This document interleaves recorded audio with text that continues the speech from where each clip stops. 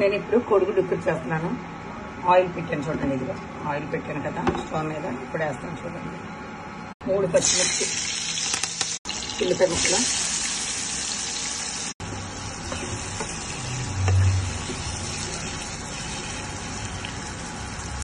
వంకాయతోటి కోడిగుడ్డు ఉక్కురు. ఇది ఉల్లిపాయ ముక్కలు వేసిన తర్వాత ఇదిగో వంకాయ ముక్కలు చూడండి.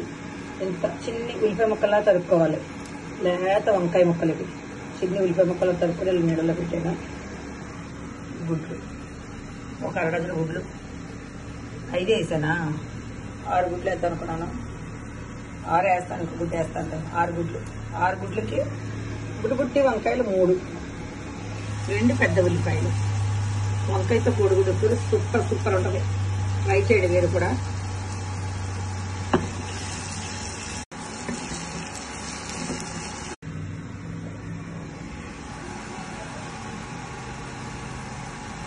ఉల్లిపాయలంతా అలా వేగాలి. ఉల్లిపాయ రోస్ట్గా వేగితే చాలా బాగుంటుంది కర్రీ. అలా బాగా వేగినాయి కదా. ఇప్పుడు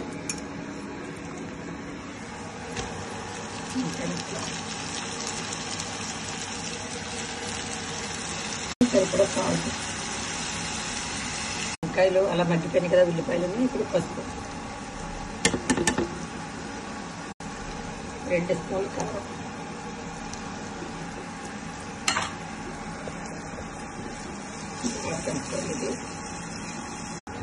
బాగా ఉప్పు కారం అన్ని బాగా కలిపిస్తున్నాయి కదా. బాగా కలిసి ఇప్పుడు వేగిపోయినాయి కూడా. ఇప్పుడు గుడ్లు వేస్తాం. గుడ్లు ఇలా చెదకొట్టి 6 గుడ్లు ఒకసారి వేసేసుకోవాలి.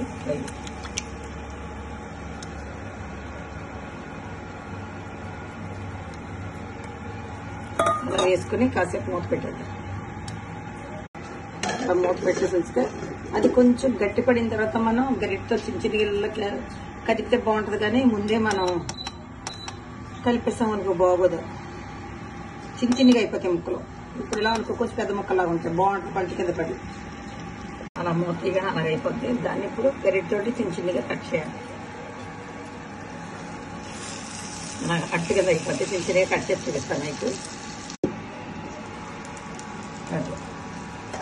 అలా బాగా మగ్గిపోయింది కదా. మీకు ఇందులో కలర్ బాగా కనపడలేదు కానీ విడిగా మాత్రం చాలా బాగుంది. గరం మసాలా పొడి లాస్ట్లో కలిపి చూపిస్తాను.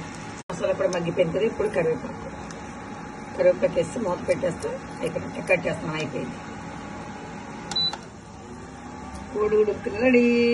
వంకాయ కోడిగుడ్డు ఉక్కురి రెడీ. Like, share, subscribe. నమస్తే. మీరు కూడా వండుకొని తినండి ఇలా.